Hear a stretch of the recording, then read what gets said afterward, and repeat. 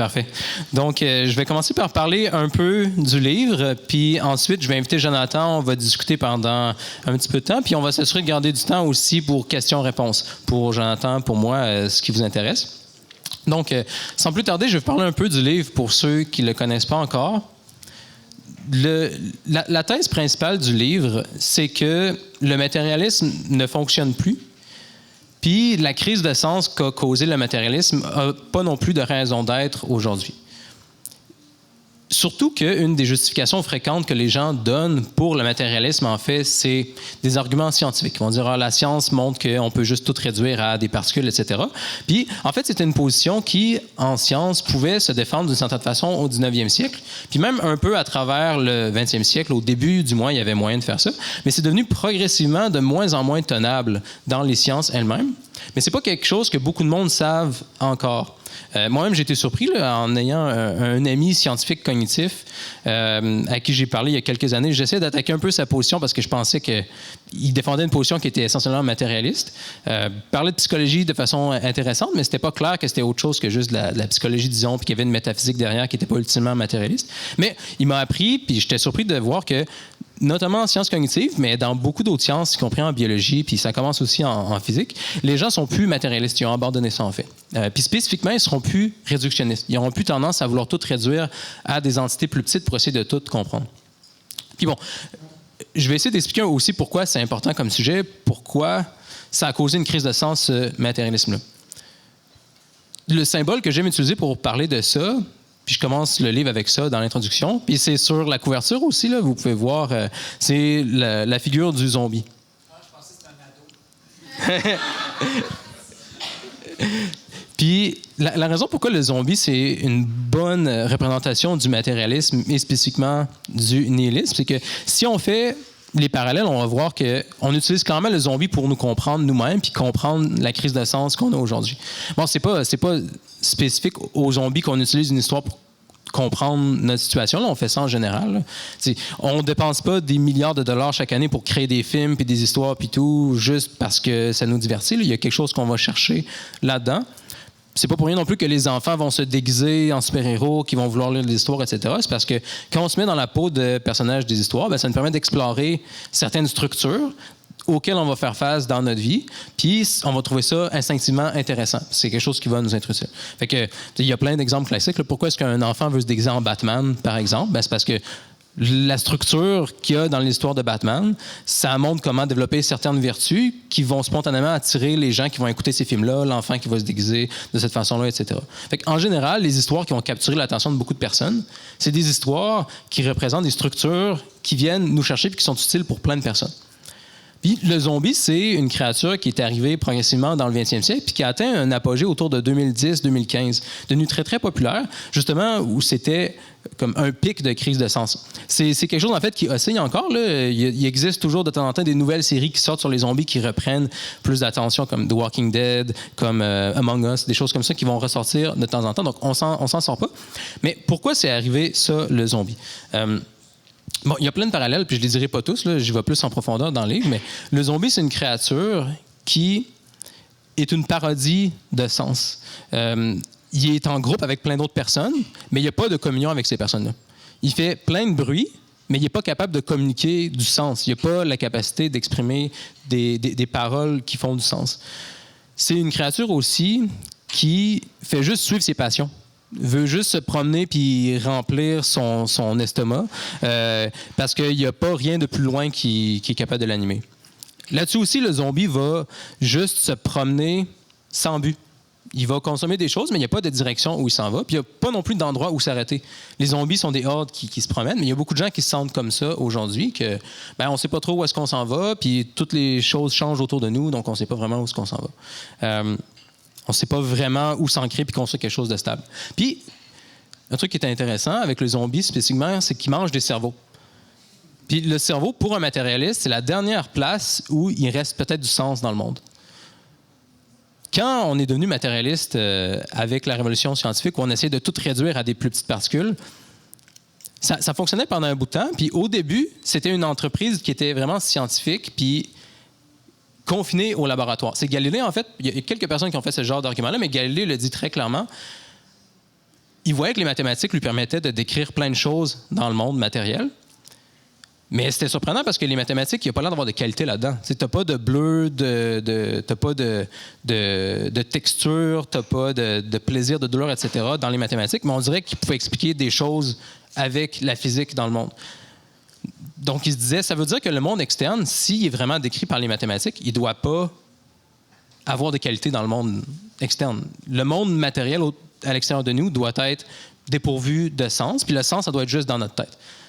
Le bien, le mal, les sensations, les couleurs, etc., ça doit être juste des impressions que nous, on calque par-dessus un monde matériel dans notre tête. Puis bon, ben, ça a fait un chemin, ça a permis à Galilée et les scientifiques ensuite d'expliquer un paquet de choses. Mais ce qui a fini par se passer, c'est que, ben, en expliquant de plus en plus de choses autour avec le matérialisme, à un moment donné, on tourne ça vers nous-mêmes, puis on se dit, ben, est-ce que je suis capable d'expliquer aussi mon corps, puis ultimement mon cerveau, puis mon esprit avec juste le matérialisme? Puis c'est un paradigme qui a guidé la recherche pendant un certain temps. Puis comme j'ai dit, il y avait des raisons comprenant pourquoi les gens se tournaient vers le matérialisme quand en ingénierie, ça portait plein de fruits, quand en physique, on découvrait plein de choses incroyables. Je comprends pourquoi les gens devenaient matérialistes spontanément. Mais ça a causé une crise de sens parce que là, on se demande, est-ce qu'on est juste des robots? Est-ce qu'on est juste des zombies? Si, par exemple, vous décidez de venir ici ce soir, si vous écoutez un matérialiste, il pourrait vous dire que tu as l'impression que tu es venu ici parce que tu voulais t'instruire, tu voulais discuter avec des gens, etc. C'est peut-être un objectif noble que tu penses que tu as dans ta tête, mais pour vrai, c'est juste des particules qui suivent des lois qui bougent dans ton cerveau qui font que tu bouges de telle façon. Mais ce genre d'argument-là, ça mène à une crise de sens. Ben, dans le fond, on est juste des zombies qui n'ont pas vraiment de but, qui n'ont pas vraiment de relation avec les autres, etc. Donc, ça, c'est le problème que mon livre tente d'adresser. Puis comme j'ai dit plus tôt, en fait, il y a déjà des solutions parce qu'il y a des gens dans les sciences elles-mêmes, en fait, qui montrent que c'est plus un paradigme qui fonctionne. Essayer de tout réduire à ce qui est plus petit, ça fonctionne plus bien. C'est quelque chose qui est arrivé petit à petit. Le premier endroit où c'est arrivé, c'est sans doute en physique. Il faut faire attention parce qu'il y a des gens qui veulent sauter trop vite aux conclusions qu'on parle de ça. Mais ce qu'on a trouvé en physique fondamentale au début du 20e siècle, c'était pas des particules stables comme le matérialiste espérait trouver. Ce que les réductionnistes espéraient depuis des siècles, c'était que, en fouillant toujours plus profondément dans des entités de plus en plus petites dans le monde, puis en comprenant ça, on allait comprendre comment ça se compose en choses de plus en plus complexes. Puis ultimement, on va voir que ben, la chimie, c'est juste de la physique, puis la biologie, c'est juste de la chimie, puis la psychologie, c'est juste de la biologie, la sociologie, c'est juste de la psychologie, puis ultimement, tout est juste de la physique. Donc, c'était ça l'espoir, mais ça s'est effrité à plusieurs niveaux. En physique, ben, on a vu qu'il n'y a pas vraiment de particules stables au fond auxquelles on peut réduire les choses. Il semble avoir vraiment des probabilités. Il y a des gens qui essayent d'explorer d'autres interprétations qui seraient encore déterministes, mais c'est vraiment minoritaire. Là. La plupart des gens s'entendent pour dire que, OK, tu peux débattre de l'interprétation exacte, mais certainement, il y a des probabilités au niveau fondamental, puis ça, c'est pas ce que le matérialiste espérait. Il y a d'autres arguments en physique dont je ne parlerai pas, je parle plus dans le livre. Un autre domaine dont ça vaut la peine de parler, c'est en psychologie et en biologie. En sciences cognitives, c'est rendu assez commun maintenant de ne plus être réductionniste, matérialiste, parce qu'en fait, ça ne fonctionne pas si tu veux vraiment faire des choses qui marchent. Un domaine où c'est arrivé, notamment, c'était des ingénieurs en robotique qui voulaient faire des robots intelligents ou des programmes d'ordinateur qui peuvent reconnaître des images, par exemple. Puis ils se sont rendus compte que si tu essayes de concevoir ce genre de cognition-là comme simplement des manipulations d'électricité dans un programme que tu peux coder, puis ça va rester comme ça pour toujours. En fait, tu ne faisais pas beaucoup de progrès. Ce qui a fonctionné beaucoup mieux, c'était les gens qui essaient de traiter les robots plus comme des créatures qui sont dans un monde, qui agissent, puis qui essayaient de faire émerger la cognition. Donc, en vision artificielle, c'est quelque chose qui est devenu très gros il y a 10-15 ans. Puis c'est le même genre de principe qui est utilisé aujourd'hui dans des choses plus complexes comme les Large Language Models, comme ChatGPT que vous connaissez tous. Mais l'idée, c'est que tu fais un genre de monde, quitte à ce soit un monde virtuel pour ton petit robot. Il donne une série de données entrantes, par exemple des pixels qui sont ordonnés dans un certain tableau, qui peuvent faire des images de chats, de chiens, d'autres choses. Puis, tu lui donnes un réseau de neurones artificiels, que pour de vrai, c'est des matrices qui vont propager des probabilités de signaux entre différents niveaux de neurones artificiels. Puis, à la fin, ton robot peut dire une certaine réponse, comme c'est un chat ou c'est un chien, etc. Puis, à travers cette boucle-là, tu peux donner des images à ton robot, écouter sa réponse, puis renforcer ou punir ce qui vient de donner comme réponse en fonction que c'est une bonne ou une mauvaise réponse. Puis, ce qui se passe, si tu répètes ça assez souvent, c'est que les gens vont parler d'émergence. Puis de l'émergence, ça veut dire que c'est pas quelque chose que tu peux réduire à quelque chose de plus petit, de propriétés irréductibles, comme la perception des chats, la perception des chiens dans des robots. Là, on n'est pas encore dans des humains de chair avec un homme, etc., mais ça fait quand même que les gens en sciences cognitives vont arrêter de chercher à tout réduire à un programme ou à des neurones, par exemple. Il y a des choses qu'il faut considérer au niveau d'un agent incarné dans un monde qui agit. Puis s'il agit pas ou si le monde change, il va falloir qu'il fasse cet apprentissage-là à nouveau. Donc, il y a un couplage réel que les gens vont reconnaître entre le monde et l'agent cognitif. Donc, ça, c'est en sciences cognitives. Il y a d'autres choses en biologie dont je parle dans le livre, mais je ne parlerai pas ce soir. Ce que je veux dire avec ça, brièvement, pour donner une idée du livre, c'est que ce genre d'argument-là fait que des gens en sciences cognitives, puis en physique aussi, vont ramener spontanément la philosophie ancienne pour comprendre qu'est-ce qui se passe. Donc, Heisenberg, un des fondateurs de la physique moderne, a rappeler Aristote pour comprendre qu'est-ce qui se passait au niveau de la physique fondamentale. Il y a des aristotéliciens aujourd'hui en sciences cognitives puis en biologie qui utilisent les idées de cause formelle pour comprendre comment des structures au niveau de l'agent complet ont un impact irréductible sur les structures plus basses. Donc, spontanément, c'est des choses qui reviennent. Ou en sciences cognitives, il y a des gens qui font des arguments platoniciens pour expliquer pourquoi c'est pas possible de donner une théorie réductrice de la cognition. C'est drôle, j'explique dans le livre, mais c'est le même genre d'argument que Platon donne. Si vous lisez Platon, souvent les gens essaient de réduire une vertu ou la rationalité ou un autre attribut humain complexe à quelque chose de plus simple. Puis là, systématiquement, ce que Socrate fait dans les dialogues, c'est qu'il va montrer que la personne se contredit d'une certaine façon, puis là, les gens sont bien ennuyés. Mais au final, ce qui se passe toujours, puis c'est ça qui revient en sciences cognitives modernes, c'est que si tu essaies de réduire la rationalité à quelque chose de non rationnel, tu vas toujours finir par faufiler à quelque part un agent rationnel qui fait le travail pour vrai. Donc, ça fait que Platon revient en sciences cognitives aujourd'hui. Donc ça, c'est, je dirais, la première partie du livre. J'explique, OK, on est dans une crise de sens à cause du problème du matérialisme. On est devenus des zombies à cause du matérialisme. Je comprends pourquoi les gens étaient matérialistes au 19e siècle ou au début du 20e siècle. Par contre, aujourd'hui, si tu t'appuies sur les sciences pour être matérialiste naïvement, tu n'as plus besoin de faire ça. Il n'y a plus de bonnes raisons d'être matérialiste en sciences. Tu devrais au minimum être un platonicien, un aristotélicien, quelque chose comme ça. Donc, ça, c'est la première partie du livre. Puis ensuite, la deuxième partie du livre, j'essaie de faire le pas pour montrer que le christianisme permet de répondre encore mieux à certains problèmes qui sont laissés encore ouverts dans la tradition classique. Puis, au lieu d'aller dans les détails de ça, pour ne pas prendre trop de temps, n'hésitez pas à poser des questions là-dessus si vous voulez en savoir plus aujourd'hui. Mais ce qui est intéressant de souligner, c'est que la figure du zombie qu'on utilise pour comprendre notre crise de sens, c'est pas juste une créature qui explique la crise de sens matérialiste, nihiliste dans laquelle on est aujourd'hui. C'est aussi une créature spécifiquement qui parodie le christianisme. Donc, on peut dire que c'est un symbole d'une culture qui a perdu son christianisme. Parce que si vous regardez des zombies, c'est des êtres ressuscités, mais la vie à laquelle elles ont accès, c'est pas la vie éternelle pleine de sens qu'on promettait à l'Occident dans le christianisme. Ce que les gens craignent voir à cause du matérialisme, c'est un monde où on a peut-être toutes les ressources matérielles, puis on est comme en vie d'une certaine façon. Peut-être avec le transhumanisme, on va rester vivant pendant des milliers d'années, mais dans le fond, on va être juste des zombies qui suivent nos plaisirs, puis ça va être vide de sens, ce monde-là. Une autre façon de le voir, c'est les parallèles entre la liturgie chrétienne puis les liturgies de zombies. D'ailleurs, c'était un phénomène qui se passait, je pense que ça a été beaucoup cassé par la COVID, on verra si ça recommence, mais des gens organisaient des grosses marches de zombies. Dans certaines villes, il y avait des dizaines de milliers de gens qui se déguisaient en zombies puis qui faisaient des processions de zombies. C'est une genre de liturgie de la fin du monde. Puis c'est intéressant de voir que c'est un parallèle, c'est une genre de moquerie inconsciente. Je pense pas que la plupart des gens se rendent compte de ce qu'ils font, mais c'est le genre de liturgie que les gens font quand ils ne croient plus au christianisme, parce qu'ils imitent justement des créatures vides de sens, sont en fausse communion avec plein de gens, parce qu'ils vont comme ensemble, mais ils n'ont pas de communion ensemble, ils vont pas dans un but commun.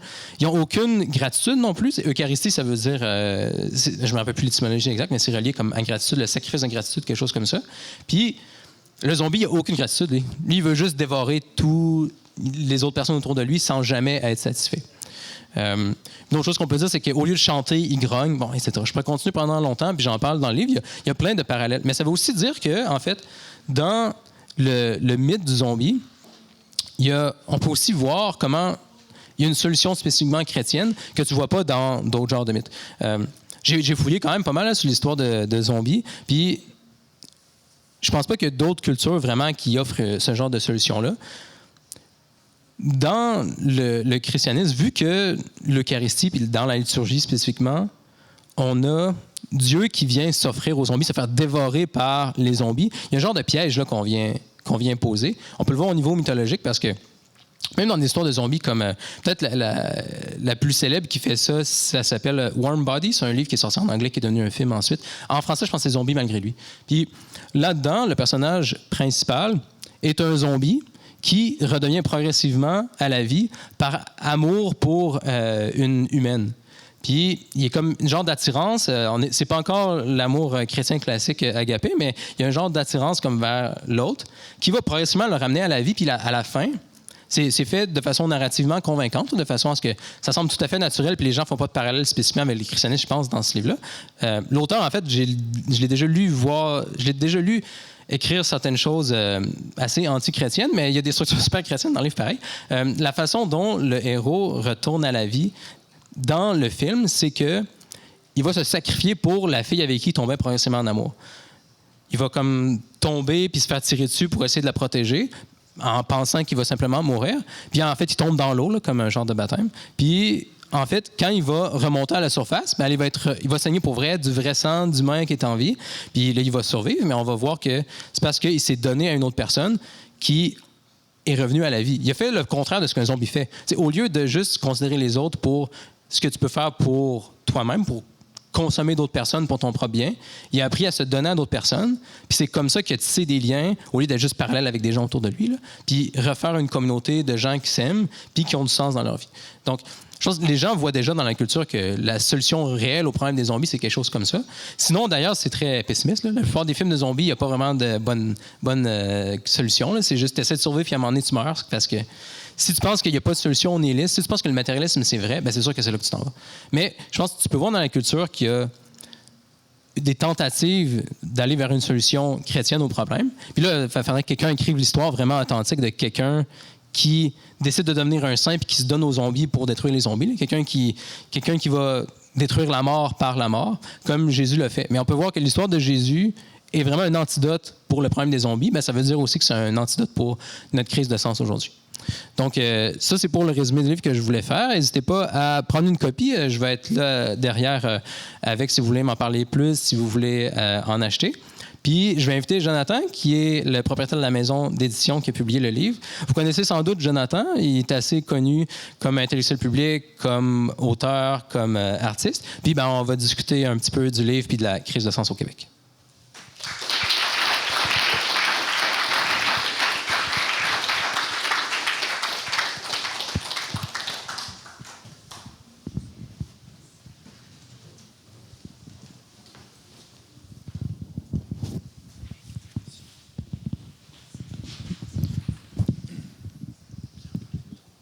Merci. Moi, la première chose que Je pense qu'il n'y a pas de son encore. Non. Bon? Oui. Ah oui. La première chose que je veux faire, c'est premièrement remercier Jean-Philippe d'avoir écrit. Tiens, Vas-y. d'avoir écrit son livre parce que moi, je fais des vidéos sur YouTube, j'écris un peu, puis je parle beaucoup, puis je prends beaucoup de détours, puis j'utilise beaucoup d'images, puis je suis très, je fais beaucoup de gestes, tout alentour des questions. Puis, quand j'ai rencontré Jean-Philippe, une des choses qui m'a impressionné de lui tout de suite quand j'ai rencontré, c'est sa capacité de vraiment capter les choses de façon élégante, puis de pouvoir argumenter, arriver directement à l'argument. Puis c'est exactement ce qu'il a réussi à faire dans son livre. Dans le fond, c'est qu'il a vraiment été capable d'écrire. Je veux dire, le livre, il n'est pas très long, là. Mais il nous donne vraiment une belle vision post-réductionniste, une vision qui amène le sens, qui nous ramène le sens. Puis il le fait d'une façon extrêmement élégante puis extrêmement... comment je pourrais dire, où l'argument, il apparaît vraiment rapidement. Fait que je suis très content. Moi, nous, on était vraiment heureux de pouvoir publier son premier livre. Puis on sait que c'est vraiment une clé, pour des gens, si vous connaissez des gens qui sont avalés par le scientisme, on pourrait dire, qui ont l'impression qu'on est juste des machines ou qu'on est juste des robots, dans le fond, qui suivent notre biologie. C'est difficile de contrer l'argument que Jean-Philippe fait. Alors, félicitations et merci d'avoir fait ça. Merci. Mais ouais, ça vaut la peine de le dire. Là. J'ai écrit le livre beaucoup pour les gens qui étaient où j'étais il y a 10 ans, disons, qui ont une éducation scientifique. Puis quand tu es au secondaire, tu n'apprends pas ce qui se passe de la science de la fin du 20e siècle. Tu apprends les débuts, là, à l'époque où les gens étaient tous matérialistes. Donc, c'est facile d'hériter un genre de matérialisme puis de penser que c'est ça la science. Puis, il y a un travail à faire présentement, on se travaille pour nous tous, là, à vulgariser puis expliquer que c'est plus une bonne vision de la science. Puis, il n'y a pas de raison d'être matérialiste puis nihiliste à cause de ça. Puis même, je dirais, j'ai essayé d'écrire le livre de façon brève, là, comme Jonathan a dit, parce que je sais que pour ce genre de public-là, où j'étais il y a 10 ans, d'avoir quelque chose qui est succinct et écrit presque comme des preuves mathématiques, c'est exactement le bon genre de format. Si, disons, quelque chose est, je sais pas, trop poétique, trop large, pas clair, c'est le genre de choses qui m'aurait tout de suite découragé de ce livre-là, puis j'aurais eu de la misère à le prendre au sérieux. Donc, j'essaie de prendre quelque chose qui va plaire à un public qui est scientifique, puis aussi, j'essaie de garder la longueur assez courte pour que les gens ne soient pas découragés de le lire non plus. Moi, une question que j'aimerais que tu puisses explorer devant les gens, parce que je connais déjà la réponse, mais je pense que c'est important, c'est que il y a un aspect un peu personnel aussi à l'imagerie du zombie, puis à l'imagerie de comment il a amené l'histoire du zombie dans le contexte du livre, que c'est un argument qu'il fait, mais il y a quelque chose pour lui qui était très existentiel dans son propre cheminement. Là. J'ai l'impression que tu as raconté un peu cette histoire-là pour les gens, ça leur donnerait un peu de contexte pour saisir là, pourquoi tu es arrivé à écrire ce livre-là. Ouais, c'est bon. J'en parle pas souvent là, parce que c'est un peu... Mais t'es à l'aise? Là. Non, mais j'étais à l'aise, c'est juste... Faudrait que je réfléchisse pourquoi j'en parle pas plus souvent. Mais pendant que j'étudiais... Bon, j'ai pas le choix de reculer un petit peu, là, mais justement, j'avais une éducation scientifique assez standard, secondaire, cégep en sciences nature. Après ça, j'aimais beaucoup la physique, les maths, l'informatique théorique, la logique formelle, etc. Je suis allé faire un bac en maths info. Puis je continuais à faire de la physique sur le côté. Puis j'étais très matérialiste dans ma vision du monde. Puis là, je voyais que, si c'est vrai, on est juste des particules puis il n'y a rien qui fait du sens. Fait que ça va peut-être la peine, je pense, là, tout d'un coup, que je me trompe. Fait que j'étais allé faire une maîtrise en philo après ça. Puis justement, ce que j'ai décidé d'attaquer dans ma maîtrise, c'était est-ce que le matérialisme est vrai ou est faux?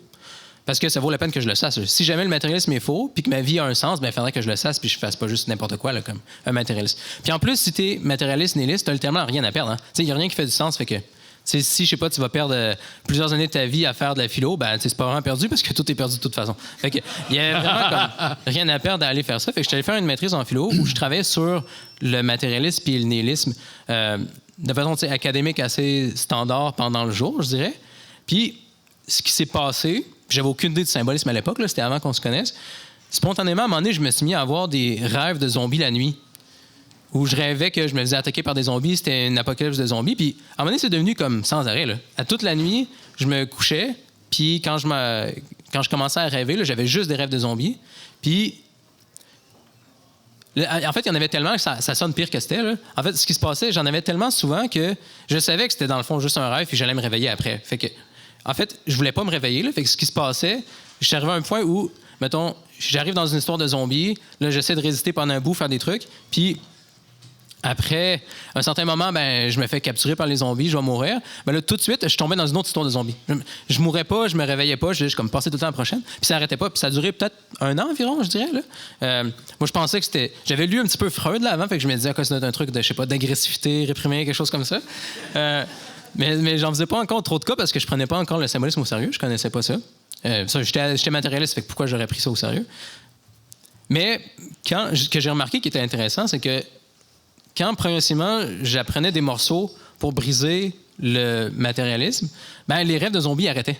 Puis ils arrêtaient progressivement. Donc la première clé, ça a été à la fin de ma première année de philo, où j'avais appris des arguments très clairs contre le matérialisme. Puis je voyais, OK, au minimum, le matérialisme, c'est pas vrai. Je suis pas encore sûr c'est quoi la bonne solution. Là. Pour les curieux, à l'époque, je tendais vers le panpsychisme. Des gens qui pensent que la conscience, dans le fond, est partout. Tout est conscient à une certaine échelle. On pourra en reparler plus. Là. Mais juste ça, de voir que, OK, clairement, le matérialisme est faux. Je suis pas sûr c'est quoi la bonne solution. Ça a coupé mes rêves de zombies de 90% environ.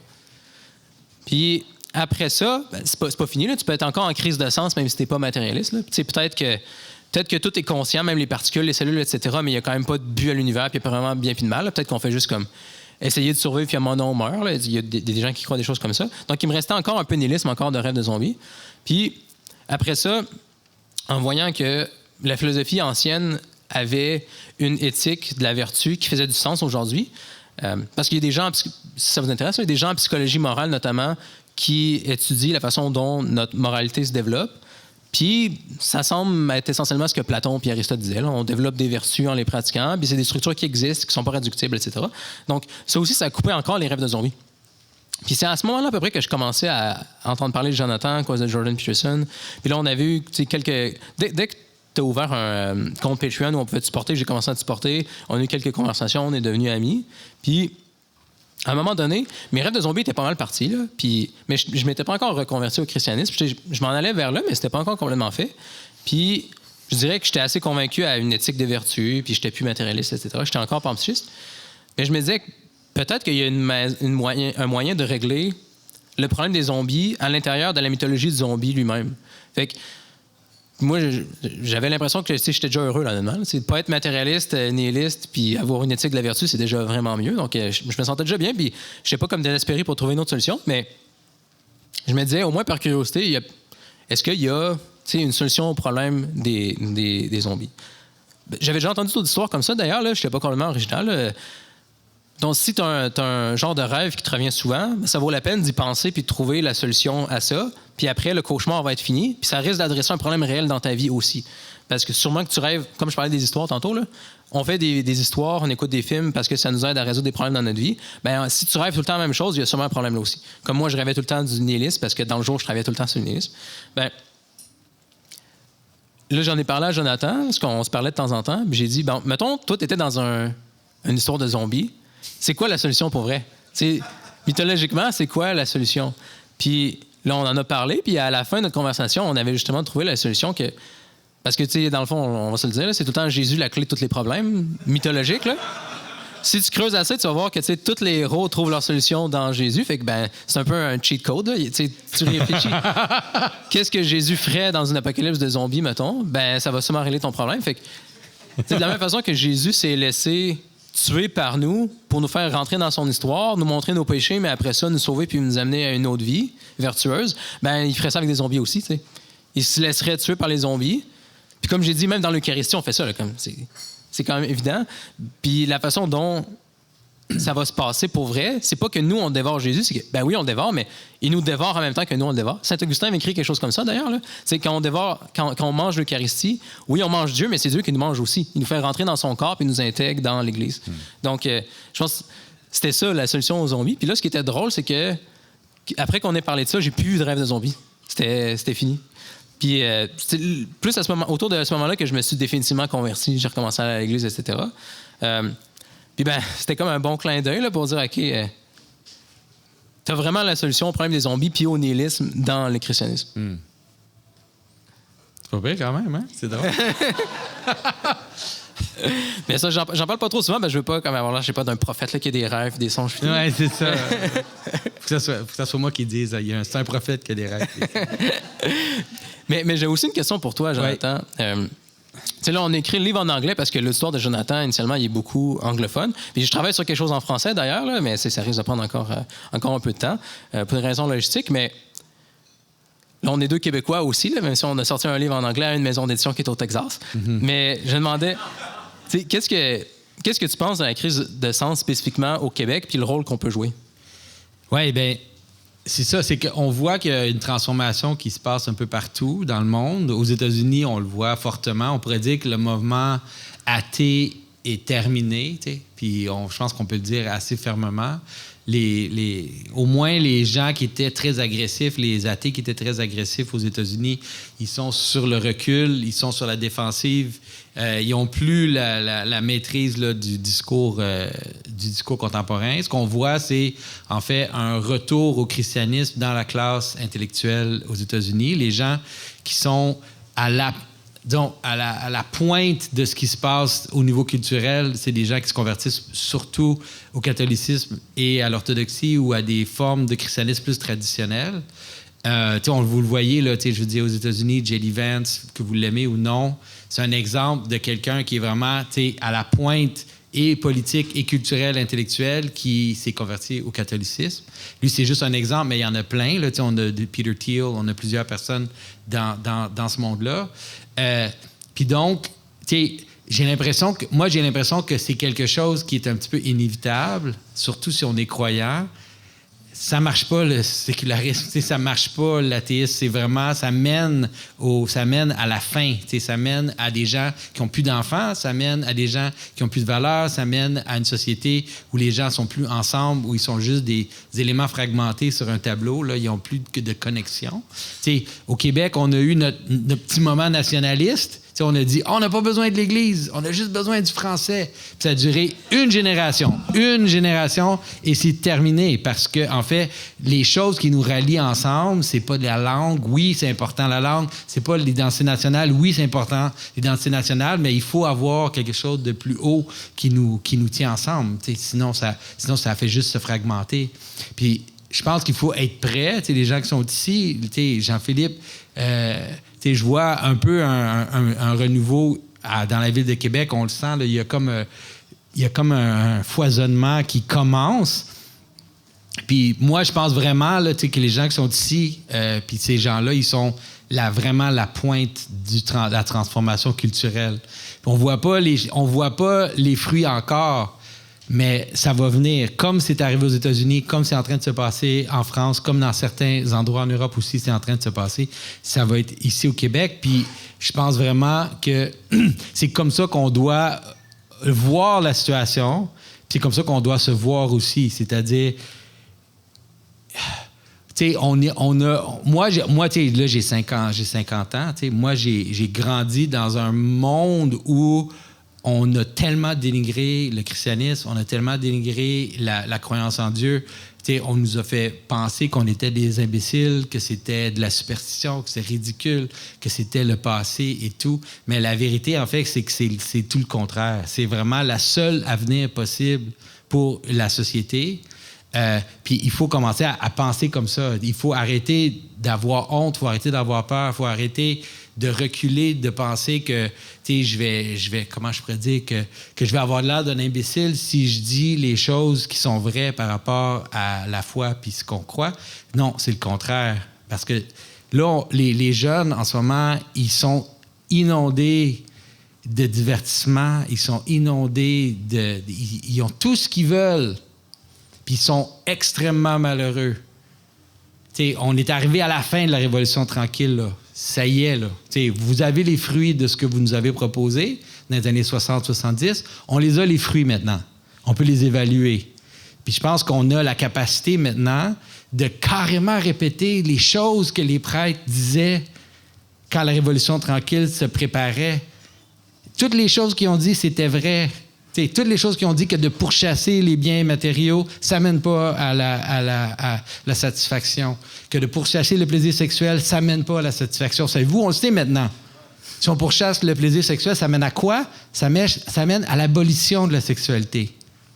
Les statistiques sont incroyables aux États-Unis. Les jeunes n'ont pas de relations sexuelles.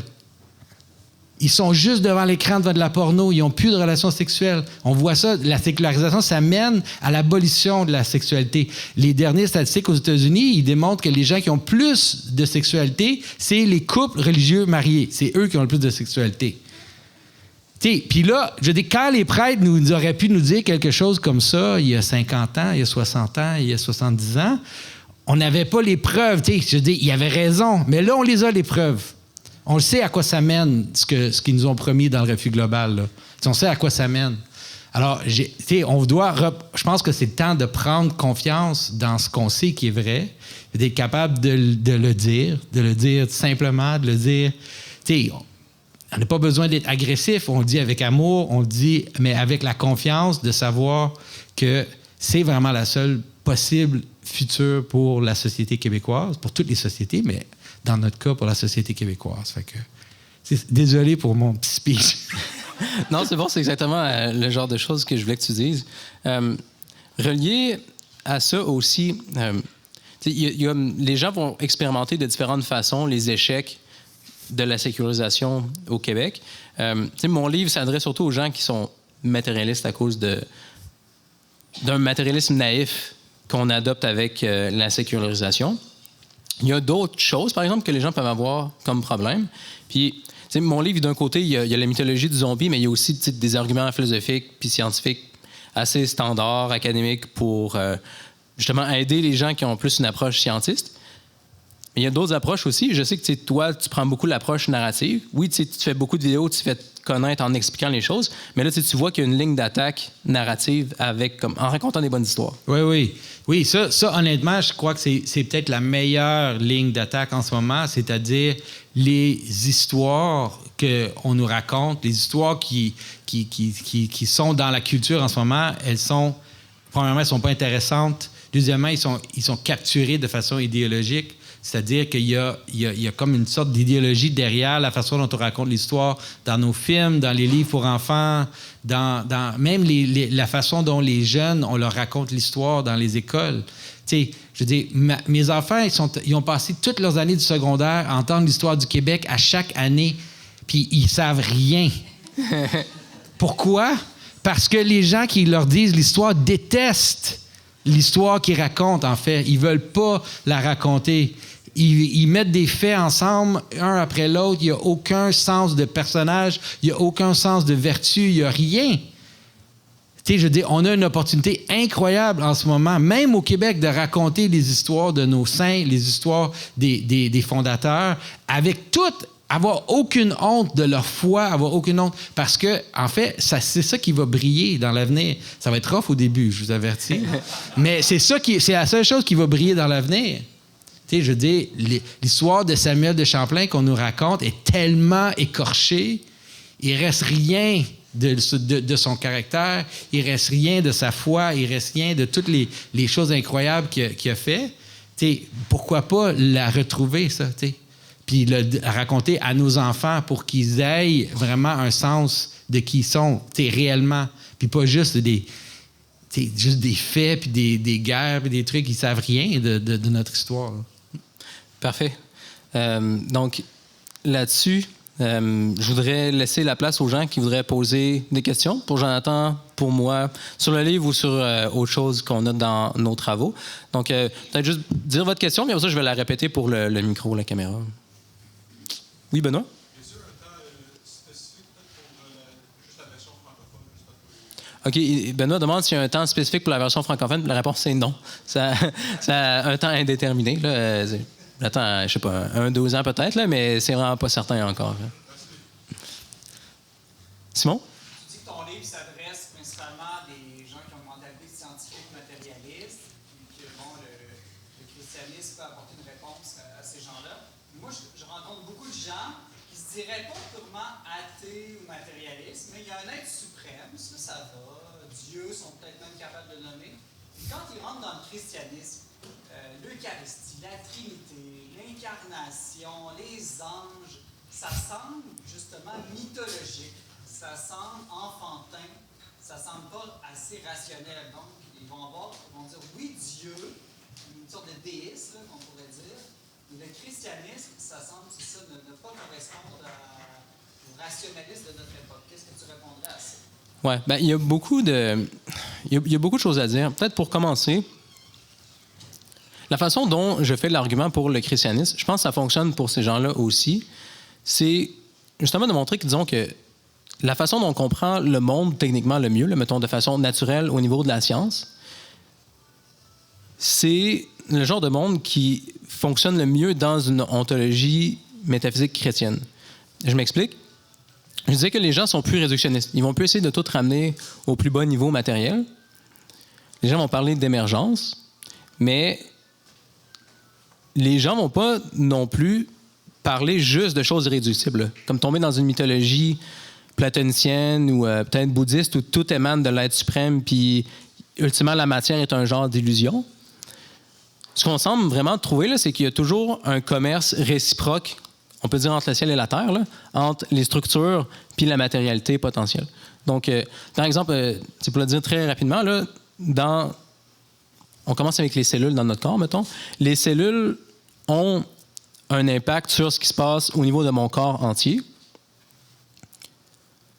Il y a plein de possibilités dans mes cellules. Puis c'est vrai que je ne peux pas juste exister sans mes cellules. Il y a plein de processus, c'est vrai que je peux expliquer à cause de ce qui se passe dans mes cellules. Mais je n'ai pas aussi non plus le choix de regarder des systèmes complets d'organes ou de corps complets pour comprendre ce qui se passe dans les cellules. Fait qu'il y a un impact de la forme du corps sur les cellules qui sont la matière. Puis il y a aussi un impact, on peut parler émergent, des cellules vers la forme de mon corps. Fait que les gens vont parler d'émergence puis d'émanation. Ils vont dire, OK, il y a de l'émergence du bas vers le haut, puis il y a de l'émanation des formes vers le potentiel.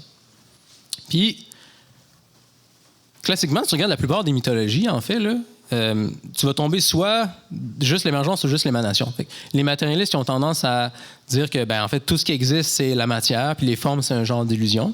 Puis inversement, la plupart des systèmes philosophiques complexes, là, anciens, ont tendance à être plus purement émanationnistes, à ne pas donner vraiment de valeur à la matière puis à l'émergence. Mais tu n'as pas ça dans le christianisme. Puis il y a plusieurs places où tu as ça, là, justement. Il y a plusieurs places dans le christianisme où tu as un mariage entre l'émergence et l'émanation. Mais on peut commencer un exemple frappant, là, c'est dans la Genèse, là, quand Dieu ramasse la poussière du sol pour faire un corps pour Adam. Puis après ça, il souffle le souffle dedans qui va être l'âme, va être la forme d'Adam. Donc, tu as l'émergence de la matière à partir de la poussière, l'émanation de la forme à partir du souffle. Tu as évidemment, comme l'image ultime de ça, dans l'incarnation, où Dieu, qui est en dehors même de la potentialité puis des formes, qui est le créateur des formes puis de la potentialité, vient s'unir à toutes ces étapes-là, à toutes ces strates-là de la création pour les réconcilier avec Dieu. Il y a plein d'exemples qu'on pourrait dire dans le christianisme. Même l'exemple ultime, justement, pour mentionner ce que tu avais dit, c'est l'incarnation, là, où tu as la multiplicité puis l'unité ultime sans réduire l'un à l'autre. On n'essaie pas d'avoir juste l'émanation, juste l'unique d'où tout vient. On n'essaie pas d'avoir juste la multiplicité matérielle dont émergent des choses mystérieusement. On a comme les deux. Tu as ça dans la Trinité, tu as ça dans l'incarnation, tu as ça dans la relation entre Dieu et le monde aussi. Donc, je pense que si tu regardes notre meilleure théorie sur comment le monde naturel fonctionne, tu vois que la métaphysique qu'il y a derrière ça, c'est quelque chose de chrétien. Donc, oui, c'est normal, je pense que les propositions chrétiennes comme la Trinité, l'incarnation, etc., ce soit des choses qui sont choquantes de prime abord, mais je pense que c'est vrai pour toutes les bonnes théories au début. Un exemple dont je parle dans le livre, en fait, j'en parle souvent, je pense que c'est le meilleur exemple, là, parce qu'aujourd'hui, on est pas mal tous d'accord avec la gravité de Newton. T'sais, on comprend l'idée de la gravité, c'est comme trivial. Ben oui, les objets lourds, ça s'attire ensemble à distance. On a la loi GMV. On est capable de donner la loi puis tout prédire plein de choses. Là. À la limite, on a des formulations plus précises avec la relativité générale, mais on reste que globalement, on est d'accord avec l'idée de la gravité. Sauf que quand Newton a amené cette idée-là, les gens pensaient que c'était un cinglé. Parce que les gens à l'époque étaient tous mécanistes en sciences. Ils pensaient que dans le monde matériel, les choses font juste comme se tirer puis se pousser. C'est juste ça qui existe. Puis là, il n'était pas capable d'expliquer certaines choses, comme l'orbite de certaines planètes. Puis là, Newton arrive avec une théorie alternative qui apporte quelque chose de weird, une force à distance, la gravité. Fait que c'était une théorie choquante, mais ce qui s'est passé, c'est qu'en prenant pour acquis cette théorie-là, les gens étaient capables d'expliquer plein d'affaires dans le monde matériel après. Puis, pas faire plus d'erreurs qu'avant. T'sais, on a su après qu'il y avait encore des erreurs avec Newton, mais il faisait aucune erreur de plus que les systèmes précédents, puis expliquait plus d'affaires. Fait que les gens ont dit, clairement, c'est vrai. Puis là, la gravité, c'est devenu quelque chose de naturel. On pense que, oui, ça existe, c'est pas étrange. Mais je pense que les vérités du christianisme, ça va fonctionner de la même façon. Où, de prime abord, on accepte comme parfois, comme les gens avaient foi en Newton, OK, mettons que je te dis que tu as raison avec la Trinité, l'incarnation, etc. Mais qu'est-ce que ça me donne après dans le monde? Qu'est-ce que je peux réussir à expliquer? Et justement, je pense que tu peux expliquer plein de choses comme le fait que la nature est stratifiée, puis que tu n'as pas juste un émanationniste pur qui vient de l'un, puis là, la matière est une illusion, où les cellules n'auraient aucun impact, mettons, sur notre corps. Puis tu n'as pas non plus juste un émergentisme pur, où il n'y aurait comme aucune cohérence structurelle à notre corps en soi qui aurait une influence ensuite sur en bas. Donc, il y a d'autres éléments, puis j'en couvre plusieurs de ce type-là dans le livre, mais je pense qu'il faut voir les vérités profondes comme des choses qui sont choquantes, là, qui prennent une certaine foi au début. Surtout pour les vérités ultimes, ça va tout le temps prendre une foi, mais au moins une certaine quantité de foi pour ensuite voir qu'est-ce que ça éclaire dans le monde. Puis après, là, t'as la foi. Là, la foi atterrit dans toi et dans ta compréhension du monde. Puis tu sais, au niveau, en plus, si tu parles avec quelqu'un qui, disons, qui croit pas aux anges, tu sais, c'est un truc simple, là. Tu peux amener une personne à comprendre qu'il y a des volontés non individuelles qui contraignent son comportement. Tu sais, on a tous des réalités non individuelles qui agissent sur nous. Tu sais, des familles, des villes, des lois. Il y en a plein, là. Notre patron. Le Père Noël. Oui, le Père Noël en particulier. Puis, tu sais, je veux dire, c'est-à-dire la réalité des anges, c'est une réalité que les gens vivent constamment, à tous les jours, sans arrêt. C'est juste qu'à cause qu'il y a juste une sorte de voile devant leurs yeux, puis d'utiliser des exemples qui sont plus immédiats, comme l'idée de dire que il y a un État qui a une volonté, puis qui contraint ton comportement, qui te force et qui t'amène à agir d'une certaine façon, bien, c'est quelque chose que tu vis avec. Mais c'est ça un ange. C'est un médiateur d'intelligence sur les êtres humains. Puis un démon, c'est la même chose. C'est juste que le démon, il t'amène à... Quand quelqu'un est pris par un péché, puis ça le mène à cette destruction, tu peux reconnaître le comportement dans quelqu'un d'autre aussi. Tu sais, quelqu'un qui devient, je sais pas moi, un addict d'une drogue, mais il va exercer un comportement qui est similaire à l'autre personne qui devient un addict d'une drogue, puis à l'autre personne, puis à l'autre personne, puis à l'autre personne. Mais tu sais, il faut que tu sois capable de le comprendre, ça. Il faut que tu sois capable de voir qu'il y a une réalité qui est au-delà de l'expérience individuelle de la personne, qui contraint son comportement vers des résultats. Mais la meilleure façon de comprendre ça, c'est de le comprendre comme une sorte de volonté transpersonnelle qui veut quelque chose, puis qui agit sur les autres. Puis le problème, c'est que les gens le font de façon informelle tout le temps. Écoutez les gens, vous allez voir, ils vont le faire de façon informelle. Parce qu'ils reconnaissent des gestes que les êtres humains font, puis ils reconnaissent les résultats, puis ils voient que c'est similaire à d'autres choses que les gens font. Pensez à l'anorexie, par exemple. C'est un super bon exemple. Tout d'un coup, il n'y en avait pas d'anorexique au 19e siècle. Là. Ça n'existait pas. Puis là, tout d'un coup, une génération de femmes plein d'anorexie partout. Puis l'anorexie, on la reconnaît. On dit, les gens agissent d'une certaine façon, ça a certaines conséquences, ça mène les gens à leur destruction, mais ils continuent de le faire. Mais ça, c'est une volonté, ça veut quelque chose. Puis tu sais, comme je dis, tout le monde font affaire à ces choses-là toujours. C'est juste qu'à cause qu'on est comme un voile devant les yeux, ils ne voient pas. Puis la même chose avec la liturgie, c'est un autre exemple qui est vraiment simple. Les gens engagent dans la liturgie tout le temps. Tout le monde existe dans un monde liturgique. Tu ne peux pas l'éviter parce que tous les gestes que tu fais ont un ordre et un but. Quand tu te brosses les dents, tu le fais d'une certaine façon. Tu peux pas, si tu te brosses les dents avec du ketchup, ça ne marche pas. Il y a un ordre rituel à nos gestes. Puis c'est dans tout ce qu'on fait, on a un ordre rituel à nos actions. Quand on fait un repas en famille, il y a un ordre rituel au repas en famille. Puis si vous ne le croyez pas, essayez de faire le contraire. Vous allez voir ce qui arrive. Juste pendant un repas familial, faites juste vous coucher sur la table une fois. Okay? Vous allez voir ce qui va arriver. Vous allez voir, vous allez casser le rituel. Puis les choses vont désagréger. Notre vie est pleine de liturgie. Fait que quand les gens s'arrêtent, quand les gens voient un policier qui est habillé en uniforme puis ils trouvent que c'est normal, mais ils voient le pape avec une tiare et tout, puis ils trouvent « Ah, ça, c'est tombé stupide d'avoir quelqu'un qui porte une soutane ou quoi que ce soit. » Mais ça a l'air de pas te déranger quand tu vois un policier qui porte un uniforme. Ça, c'est liturgique. C'est la même chose. C'est vraiment un geste liturgique. C'est une façon ordonnée de faire les choses vers un but. Puis la liturgie, c'est ça, mais à un niveau plus haut. Si quelqu'un est capable de fêter la Saint-Jean, puis d'être content de voir son drapeau, puis de chanter « Mon cher pays », bien, c'est liturgique. C'est juste que nous, on le fait pour la source infinie de l'univers. C'est ça la différence. Vous le faites pour votre nation, puis c'est correct, c'est bon, faites-le. Mais nous, on fait aussi pour la source infinie de l'univers. Puis on s'ordonne ensemble pour agir, puis pour célébrer la chose qui est la plus élevée. D'ailleurs, on va en parler tantôt, c'est ça.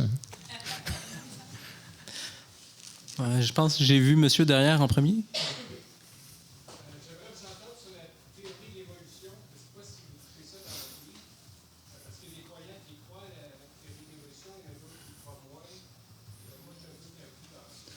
Ouais, c'est bon. La question, c'est sur la théorie de l'évolution, comment je vois ça. Il y a des chrétiens qui voient ça des deux côtés.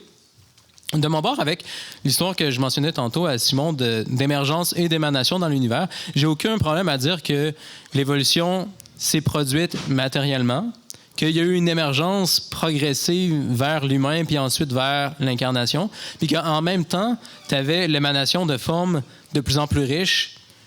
On passait juste au début une poignée de particules subatomiques une énorme quantité de particules tout petites subatomiques qui se sont progressivement complexifiées en formes de plus en plus riches jusqu'à faire des plantes, des animaux, à un moment donné, des humains. Donc, il y avait toujours des formes, disons, plus complexes qui atterrissaient, strate par strate. Puis, la chose la plus complexe qui a atterri dans l'univers comme forme, c'était... Comme forme, je dirais même pas comme forme, comme source des formes, c'était Dieu, c'était Jésus dans l'incarnation. Puis, le fait que, dans l'incarnation, on respecte la place de l'émergence, on respecte la place du monde naturel en face de Dieu, puis qu'on veut une union des deux, pas une annihilation du monde dans Dieu. Ça fait que j'ai pas de problème à dire que matériellement, l'évolution s'est produite, puis que pendant tout ce temps-là, on avait une progression d'émergence vers l'incarnation où tout le monde, toute la nature est attirée dans Dieu. Donc, en fait, je trouve ça plus beau si quelque chose comme l'évolution s'est passé.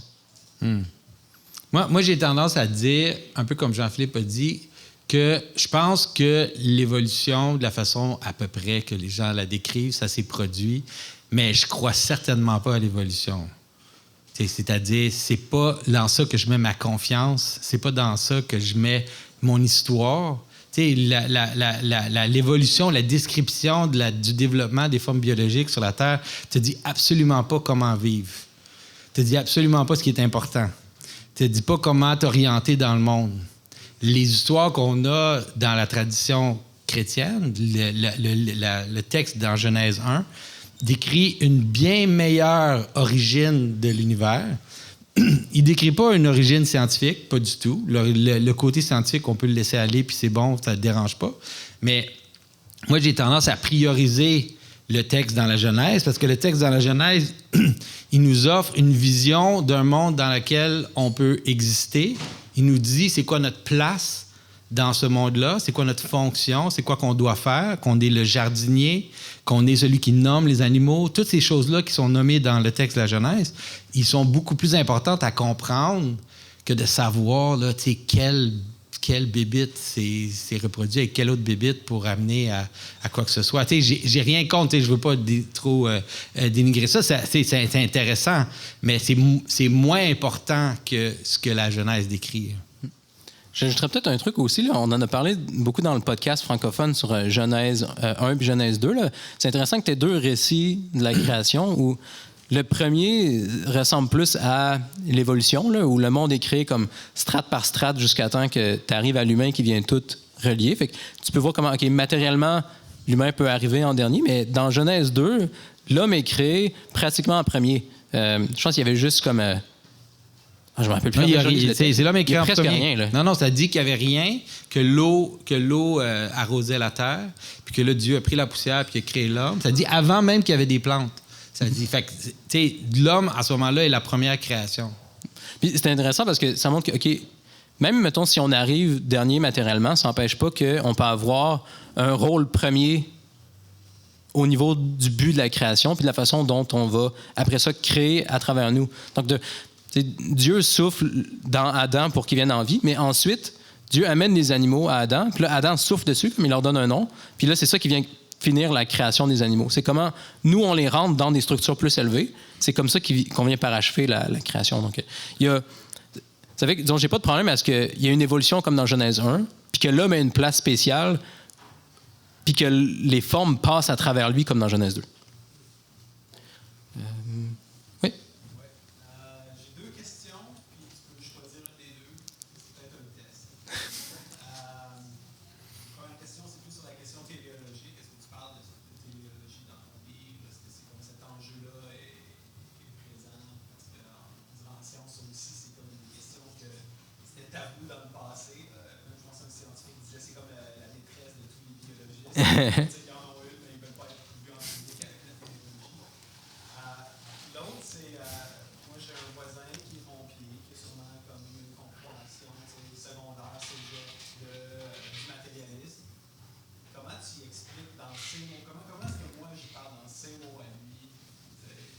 Ouais.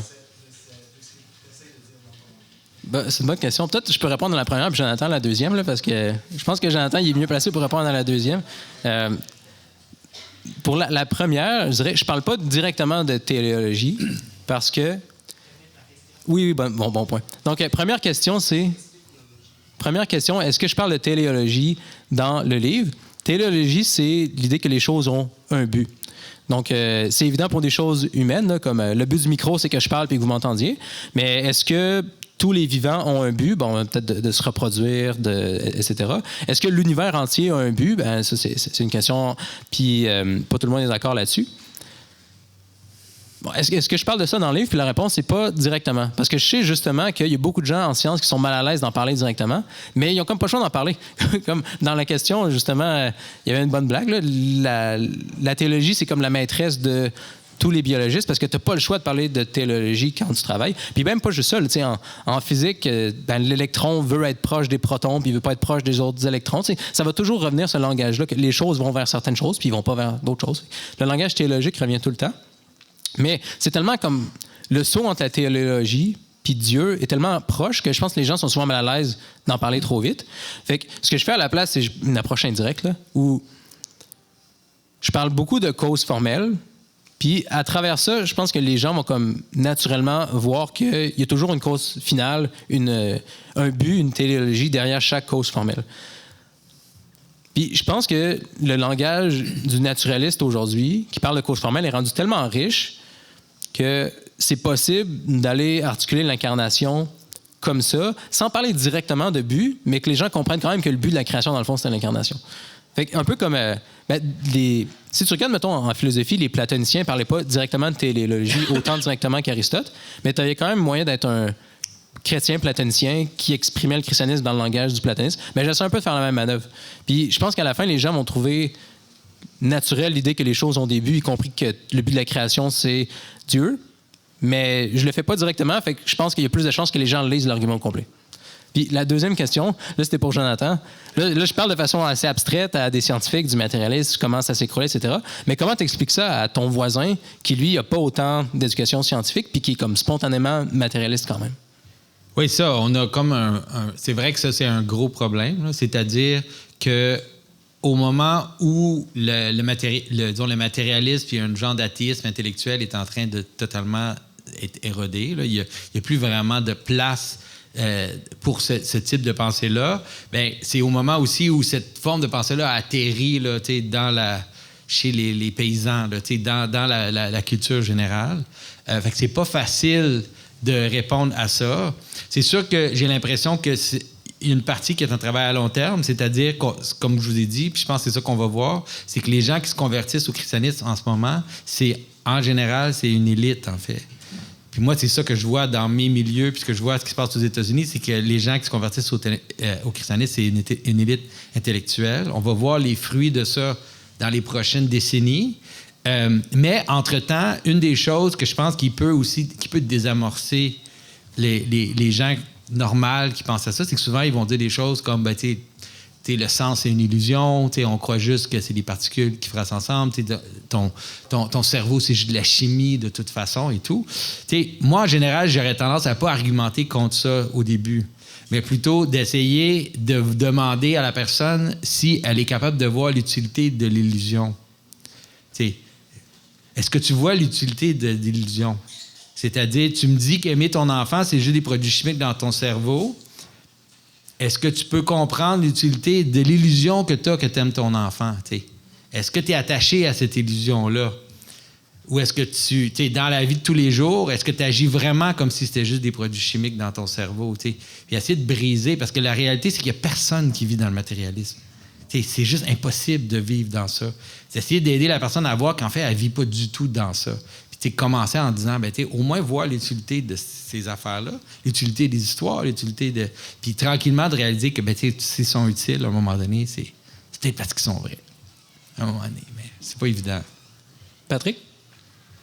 J'avais trouvé intéressant ce que Jonathan a soulevé, l'abolition de la sexualité. Je pense qu'il y aurait peut-être une piste là pour montrer la beauté de la vision de la sexualité dans le christianisme.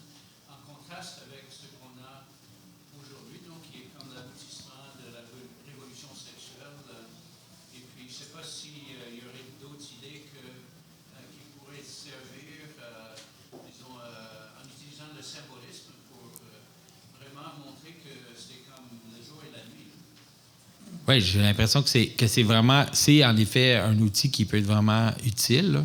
Tu sais, un des trucs qui est intéressant à pointer puis à montrer aux gens, c'est que, tu sais, dans le monde séculier, quand on arrive à la fin du monde séculier, il y a comme une sorte de parodie religieuse là, qui s'installe, où là, tout d'un coup, les gens commencent à faire des gestes de chasteté, des gestes de... Tu sais, t'as tous les gym bros, là, tous les genres de super T, là, testostérone guys, là, tu sais, qui réalisent en fait que la chasteté, ça l'aide au niveau de la santé. C'est-à-dire il y a comme un effet positif au niveau du focus d'un certain niveau normal d'agressivité qu'un être humain doit avoir. Qu'en fait, la chasteté, ça mène à ça. Même chose avec l'idée de jeûner, par exemple. Tu vois, tous les gens qui parlent de santé, puis tout ça, sont tous en train de parler de jeûner. Il faut tous jeûner pour des raisons de santé. C'est comme le même type de personne qui s'est moqué de nos ancêtres qui jeûnaient 2 fois par semaine. Bien là, ils leur disent à peu près la même chose aujourd'hui. Là, ce serait bien de jeûner. J'ai l'impression que de montrer que comme qu'on peut juste pas l'éviter, là, on revient juste naturellement à ces pratiques-là. Pourquoi pas les intégrer dans quelque chose qui a plus de sens que juste combien de testostérone que tu as ou de quoi tu as de l'air physiquement. Je pense qu'il y avait quelqu'un là-bas depuis longtemps. Oui.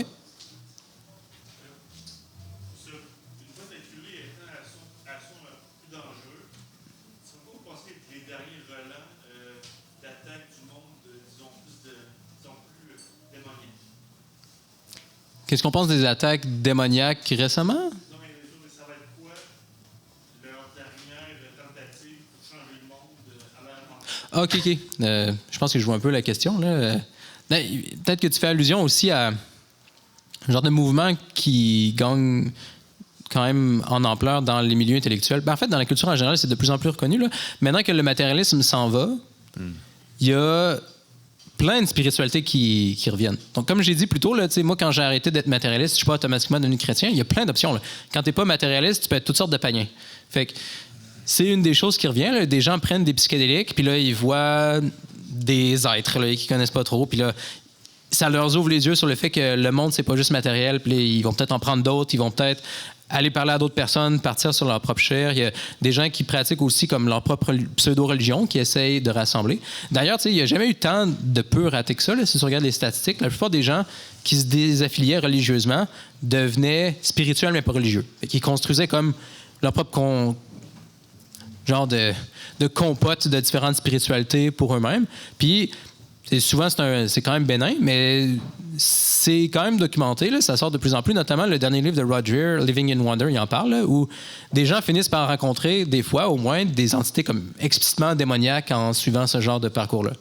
Puis, ça, c'est le genre de choses qui va sûrement s'accélérer maintenant que le matérialisme est plus là, parce que le matérialisme, c'est un genre de bouclier quand même. Tu as besoin d'avoir quand même un certain genre de foi dans des entités pour être capable de les percevoir. Là. Si je résiste vraiment fort pour pas croire au fait que, mettons, ma femme m'aime, j'ai l'impression qu'elle m'aime pas, je le verrai pas. Mais pour plein de choses subtiles comme ça, il faut que tu aies un certain genre de foi dans ces choses-là. Puis, le matérialiste coupait tellement toute influence spirituelle qu'il y avait une genre d'immunisation qui se fait là, comme des histoires, par exemple, d'anthropologues qui allaient visiter des tribus en Afrique ou en Amérique du Sud. Puis là, les gens se lancent des sorts là-bas. Puis des gens meurent pour vrai, là. Ils se lancent des sorts puis ils meurent. Mais l'anthropologue, lui, se fait lancer des sorts puis ça fait rien, là, parce qu'il pense que c'est de la bullshit. Mais s'il fait juste dire aux gens que tu te fais lancer un sort, c'est pas vrai, ça fait rien, là, la personne va mourir pareil. C'est plus compliqué que ça, là. Si la personne est ouverte à des influences comme ça, il faut que tu deals avec ces influences-là au niveau qui existe. Mais maintenant que plein de gens se débarrassent de leur matérialisme, ils vont être plus en proie à des attaques comme ça. Donc, Living in Wonder, c'est un bon livre pour en parler. Oui. Non, c'est exactement ça. C'est-à-dire, le monde qui s'en vient, quand je vous disais tantôt, dans le fond, le monde de l'avenir, c'est un monde religieux, c'est pas un monde athée, c'est pas un monde matérialiste, c'est pas un monde séculier. Mais ça veut pas nécessairement dire que tout de suite, ça va être un monde chrétien. Il y a beaucoup d'options, puis il y a aussi l'espèce d'étrange relation entre ce qui se passe avec l'intelligence artificielle puis une sorte de reprise de conscience de la possibilité d'intelligence non humaine.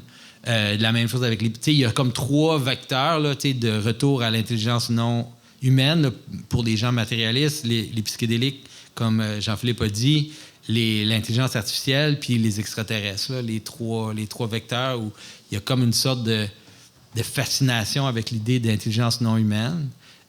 Puis on le voit depuis même plusieurs décennies, surtout le côté psychédélique puis extraterrestre, là, il y a comme une sorte de vernis religieux sur cette affaire-là, étrange, là, où les gens ils vont connecter cette espèce d'idée-là d'être non humain avec la notion d'ange ou d'esprit ou de je sais pas quoi. Là. Fait qu'il y a comme une curiosité envers l'idée d'intelligence non humaine.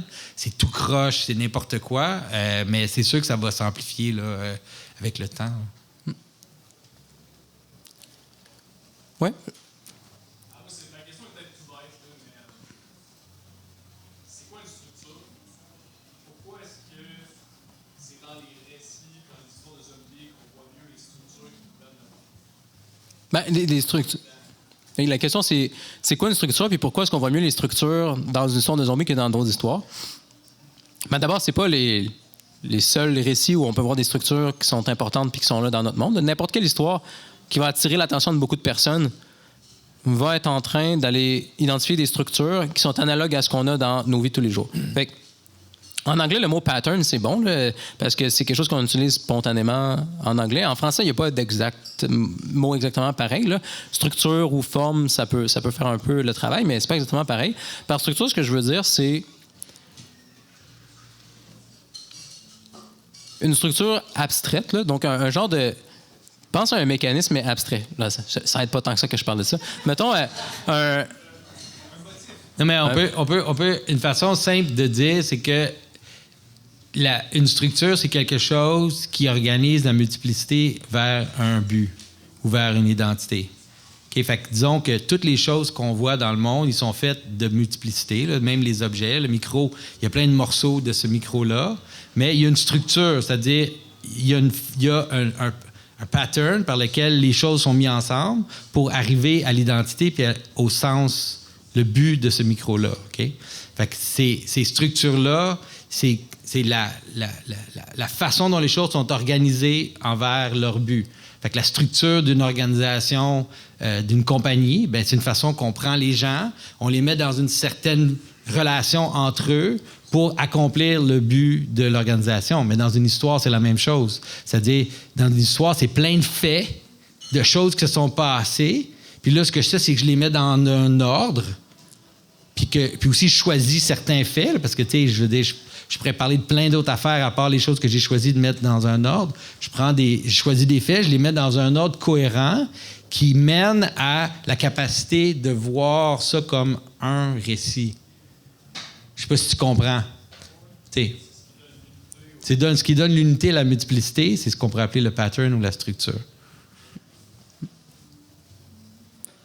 Maurice? Tout ça, ça m'intrigue parce que le fait qu'on parle de structure ou de liturgie, quand on tourne à l'origine, même si l'homme a été créé bon, l'homme et la femme, ils ont comme une vision voilée.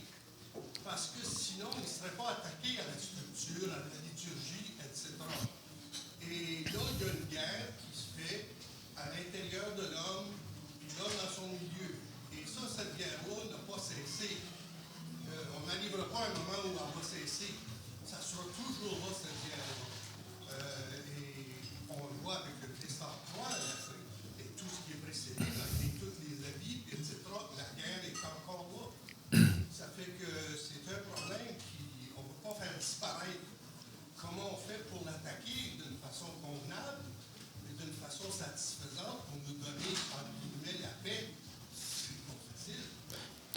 La question, c'est qu'est-ce qu'on peut dire sur le fait que on a un genre de vision voilée du monde, qu'on ne voit pas toutes les structures dont on est en train de parler. Ça, j'en parle un peu dans le livre, là, parce que c'est quelque chose qui est étudié en psychologie, notamment en psychologie développementale, comment on développe notre capacité à percevoir des structures. Puis c'est pas juste vrai pour des structures complexes, morales ou narratives, là, c'est vrai même pour des structures simples, physiques. Là. Comme j'entends parler du micro, mais les bébés, ils peuvent pas voir les micros. Là. Ils voient surtout du chaos. Puis ça prend de la pratique pour que les enfants réussissent à mettre de l'ordre, voir les patterns, voir les structures dans les choses qui les entourent pour être capable de vraiment voir des objets, des personnes, etc.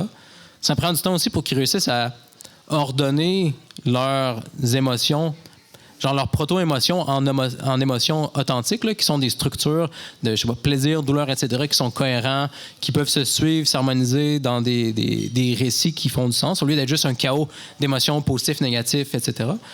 C'est quelque chose qui doit s'apprendre, se développer. Puis ensuite, la perception morale aussi. Donc, nos vices et nos vertus, nos capacités à voir qu'est-ce qui est bien, qu'est-ce qui est mal, c'est quelque chose qu'on développe. Puis il y a plusieurs théories intéressantes là-dessus. Je parle de certaines dans le livre, mais c'est définitivement vrai que, comme Platon ou Aristote l'aurait dit, pour grandir en vertu, il faut qu'on essaye de grandir en vertu. Avoir des guides qui peuvent nous aider, ça va aider aussi. Puis on va mieux percevoir les structures morales qu'il y a dans le monde ensuite avec ça. Puis, tu sais, un exemple, là, c'est... Il y a plein de gens que je connais qui ont lu Dostoïevski, puis ça a complètement changé la façon dont ils identifient certaines structures morales dans le monde. Ils n'ont plus jamais pensé, mettons, que le mal, c'est une illusion. Ils n'ont plus jamais pensé que faire tel acte spécifique qu'avant, il y avait peut-être tendance à faire, est une bonne chose. Maintenant, ils voient que cette structure-là morale existe, elle est mauvaise, ils l'identifient dans eux-mêmes. Puis le fait que Dostoïevski ait réussi à nommer ça, ça a comme réordonné leur perception des choses. Mais il n'y a pas de solution super simple à ça. Il faut juste comme toujours essayer de s'améliorer à mieux percevoir les structures, puis essayer de se faire corriger dans la mesure où on est capable, puis on va s'améliorer. Ouais.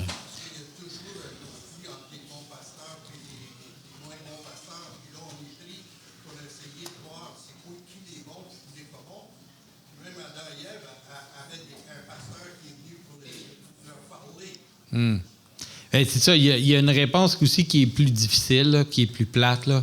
C'est-à-dire, c'est de devenir un exemple. C'est ça. Jésus, il dit qu'on reconnaît un arbre à ses fruits, puis les saints, ils brillent. Je veux dire, ils apparaissent comme des lumières. Là, les gens voient la différence. Quand tu rencontres quelqu'un qui est libre de ses péchés, ben ça paraît. Puis ça dérange certaines personnes, puis ça l'attire d'autres personnes, mais quand tu vois quelqu'un qui vit vraiment dans l'amour du Christ, c'est comme ça brille. Fait que, tu sais, honnêtement, c'est plate à dire, là, mais une des choses qu'on peut faire, c'est ça. C'est-à-dire de faire ce que la Bible a dit, finalement, là, tu sais, c'est d'arriver à la stature parfaite du Christ, d'avancer vers lui, d'apprendre à aimer, puis ça, d'une certaine façon... Parce que les gens, en général, on peut parler, puis moi, c'est ça que je fais dans la vie, là, je parle des choses, mais les gens, ils suivent des exemples. Dans la réalité, là, en général, on suit des gens qui sont un exemple de quelque chose, puis on peut argumenter autour, mais quand on voit quelqu'un qui a quelque chose de vrai, on peut pas le nier. Fait que c'est peut-être un appel à la sainteté pour nous tous. Là. C'est une des choses les plus importantes qu'on peut faire. C'est étudié, ça, d'ailleurs. Hein? Le meilleur prédicteur... pour savoir si quelqu'un va être religieux ou non, c'est pas, disons, à quel point il pense de façon rationnelle ou des choses comme ça. Là, c'est est-ce qu'il y a des figures d'autorité autour de lui qui respectent qui sont religieux. Donc, s'il y a des gens qui font des choses que tu comprends pas, là, peut-être que Jonathan va faire des rituels que je comprends pas, mais je respecte Jonathan. Là, il y a vraiment plus de chances que je sois religieux que si je connais une personne comme ça. Puis c'est ça le meilleur prédicteur, en fait. Donc, tu sais, les arguments, c'est important, ça joue un rôle, mais d'être un exemple, de faire des choses qui sont étonnantes, mais qu'on est quand même respectable, c'est ça quand même qui semble le plus prédire la religiosité des gens autour de nous. Un des meilleurs exemples pour comprendre ça, c'est vraiment le film Karate Kid. Je sais pas si vous avez vu le film Karate Kid. C'est vraiment génial pour comprendre ça parce que t'as un personnage, Monsieur comment il s'appelle? Miyazaki, je sais pas trop. Là. Miyagi. Monsieur Miyagi. Monsieur Miyagi, il démontre aux jeunes qu'il est vraiment capable de se battre. Parce qu'il défend contre des bullies qui veulent l'attaquer. Il lui montre que vraiment, il est vraiment fort, il est capable de se battre. Puis là, le jeune, il vient et il dit « OK, wow! Tu m'as démontré l'exemple de quelque chose d'incroyable que je veux acquérir. Je veux ça. » Puis il demande à M. Miyagi de lui enseigner l'art du karaté. Puis là, M. Miyagi lui fait des choses qui lui semblent complètement absurdes au début. Il dit « Peinture the fence, la clôture. Il dit, tire les voitures. Là, il comprend rien, il n'a aucune idée. Mais parce qu'il a vu que M. Miyagi, il était capable de faire ce qu'il a fait, bien, il est prêt à le suivre. Il est prêt à faire l'effort pour arriver à la discipline nécessaire jusqu'au moment où il a la capacité de comprendre les fruits des gestes. Mais il y a beaucoup de ça, heureusement ou malheureusement, dans le christianisme. C'est-à-dire, les fruits de l'Eucharistie, ils sont pas évidents pour la personne qui est là puis qui regarde des gens manger un morceau de pain puis de boire du vin. Là, je veux dire, c'est quoi tu fais? Qu'est-ce que tu veux dire? Pourquoi tu penses que ça va t'amener vers la sainteté? Mais c'est vraiment les exemples des saints puis l'exemple des gens qui sont transformés par le Christ. Puis là, de dire, OK, j'ai confiance en lui. Puis lui, il me dit, va à l'église, va te confesser, va communier. OK, je vais le faire. Puis là, tranquillement, là, on commence à voir les fruits, on commence à voir la transformation. Mais malheureusement, c'est pas simple parce que quand tu as besoin d'apprendre quelque chose que tu connais pas, tu le sais pas. C'est pour ça que tu as besoin de l'apprendre. Fait que je peux pas complètement t'expliquer toutes les raisons pour lesquelles tu fais les choses. Comme, trust me, bro, fais ça. Puis quand tu vas, à force de le faire, là, mané, là, tu vas voir les résultats que ça donne. Puis j'ai l'impression que c'est pour ça qu'on a besoin des saints. On a besoin des exemples parce que c'est vraiment difficile. C'est pas impossible, mais c'est vraiment difficile de défendre la liturgie à quelqu'un qui a juste le goût de regarder le hockey. C'est un peu dur. C'est comme, ben là, pourquoi je ferais ça? T'sais? Mais c'est ça. L'exemple, il peut aider. Là. C'est tout le temps qu'on avait. N'hésitez pas à venir nous reparler après. Restez après parce que Jonathan va participer au lancement du numéro spécial sur la fête du Verbe. Il va parler sur, justement, la fête à 19h30. Donc là, on a un petit peu de temps de battement entre les deux événements. Merci, Jonathan, d'avoir publié mon livre. Merci aussi. Hey, merci à toi.